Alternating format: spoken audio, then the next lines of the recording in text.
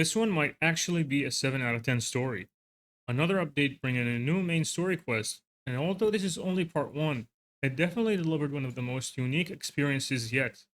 My name is Senju, and this is my review for 2.6 Part 1 Story Quest.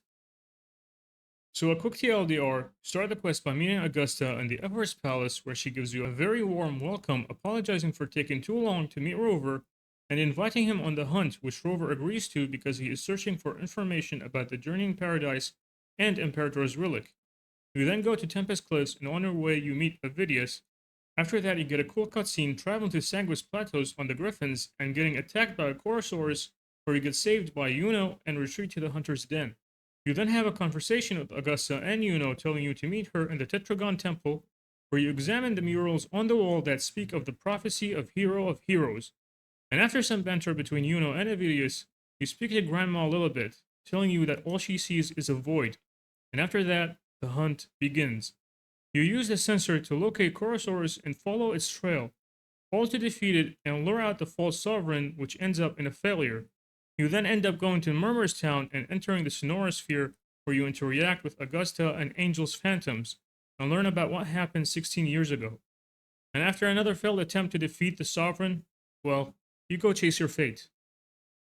So the first thing, and probably the most controversial thing I'm going to talk about, is the pacing. Normally, stories start pretty weak and work their way up along the way, but this one was different. It had a really strong beginning to it.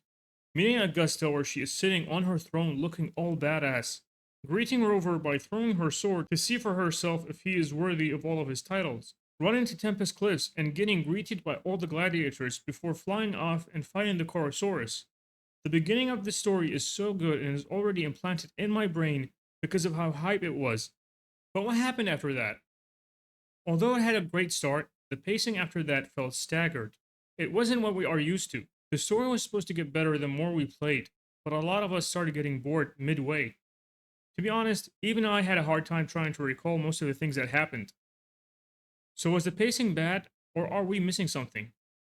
If you were to ask me, or an average WoW player, what were the moments that felt dragged, or the pacing was a little off, then the answer would probably be for 2.0, it was when you meet the old laureate at the Troop of Fools hideout. For 2.2, it was the puzzles part, trying to find the three swords and unlock the seal. For part 1 of 2.4, is during the time you had to use Booling's item to see and hear conversations from the past. So after watching the 2.6 story again, and taking some time to digest it, I realized something. Augusta invited us for a hunt. A hunt is supposed to be strategic and boring. The Chorosaurus was just an appetizer to lure out the false sovereign, and once the plan had failed, Augusta contacted the Black Shores for help, leading to everything that happened afterwards in Murmurstown, where the story really felt dragged. But with Wuthering Wave's presentation and storytelling, then surely it's not that bad, right? Well, with how much time we've spent in Renacida, trying to solve problems of Leviathan and the Dark Tide, and every time we get a cliffhanger, plot twist, or a new direction, going on a slow, steady hunt with an ending that raised more questions than answer definitely felt dragged. A thing that I really enjoyed was the amount of characters and sides that were involved in this story. Rover, Abby, Augusta, Yuno, Angel, Wuling, Avidius, and in the end, Galbrina and Cristoforo. One of the problems in WoW's story is that we've been pivoting away from companion quests and just use the main story quest as a focus to introduce us to the new characters, which results in a lot of characters being left behind or not involved as much, whether they are playable or just an NPC. This quest was a step in the right direction. The first obvious thing is the involvement of Abby. During the whole Septimont arc, Abby wasn't involved as much to the point that it feels like his entire existence was a mistake, and the developers don't know what to do with him. So seeing Abby's involvement in the story again gives me some hope for the future. Oh, and also, Rover raising Abby to get him to help was really cute to see. Augusta and Yuno are something else too. Wuwa is known for gathering wise, but it's really impressive how each female character they release is unique, and what stands out for those two aren't just their personalities, but their chemistry, bond, and trust. I loved how confident and composed Augusta was, although she had whispers meddling with her mind the whole time. The sassy yet caring Yuno and her banter and teasing. My only issue is that we weren't able to play with Yuno during this quest. You can say that's because her banner is not up yet, and we will get to play her in part 2, but man, she's already in the game. During 2.0 story, we were able to play as Rochia, although her banner wasn't out. So locking Yuna up because they want us to experience her gameplay during part 2, and when her banner is up is a huge L for me, especially because it was done before with Rochia. But Rover and the gacha characters aside, Booling and Avidius weren't characters that I expected to see or meet during this quest. And the more I played, the more I was interested in Avidius and his character arc, and perhaps Christopher played a part in altering his reality. Before moving to the next part, I know people are going to mention Lupa, but personally, not a single time during this quest did I think why she wasn't invited to the hunt. It's not wrong to think that it's because it's a gacha game, and they are trying to promote Augusta and Yuno, but, and this might not be enough for you, Lupa is a gladiator and not a hunter. She is basically there for entertainment. And whatever she can sniff, Abby can sniff better. Maybe the devs traded Lupa for more Abby screen time, but that's just my opinion. The new area is absolutely beautiful, and I want to take this opportunity to maybe convince you of something to write in the next survey that I have been asking the devs to do for a while. Different parts of the new area give vibes from different games, such as Elden Ring, Dark Souls, and an old favorite of mine, Ghost of Tsushima. If you played it, then you know what I want. Experiencing the story and the world in immersion mode is on another level, especially if you play the game on the highest settings with filters. The devs already added some graphics options and details to the world that weren't even mentioned in the 2.6 livestream. But it's really hard to experience the entire story in immersion mode because you can't track the quest, which means you have to constantly switch immersion mode on and off. Having some customization to the immersion mode, where we get to choose what to show on the screen, would easily fix this problem, or at least make the story tracking still visible, because immersion mode feels like such a wasted potential that is rarely ever used when it can do so much. As for the gameplay experience, it went up and beyond. The quality of the game has improved so much that it's becoming harder to tell if it's a cutscene playing or just the dialogue. And even the QuickTime events and Augusta's fight in the end were really cool to see. But I'm still nitpicky about this part, and hear me out.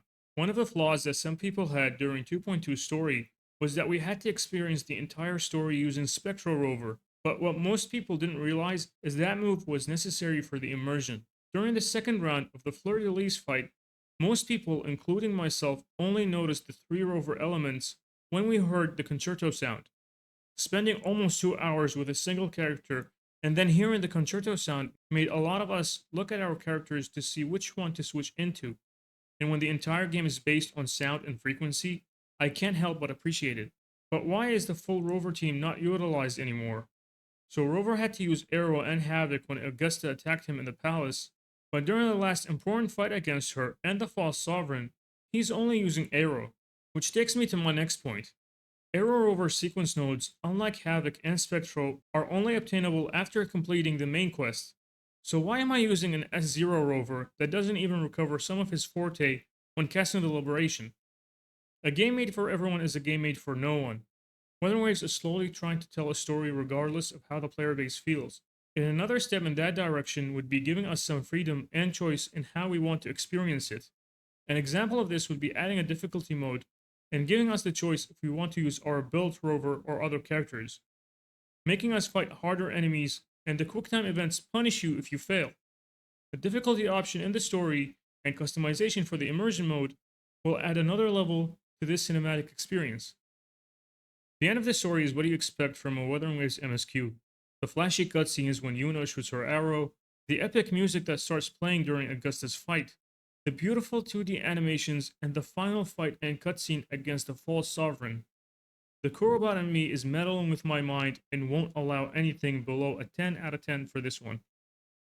Alright, so after all of this Yapfest, what is the rating of the story?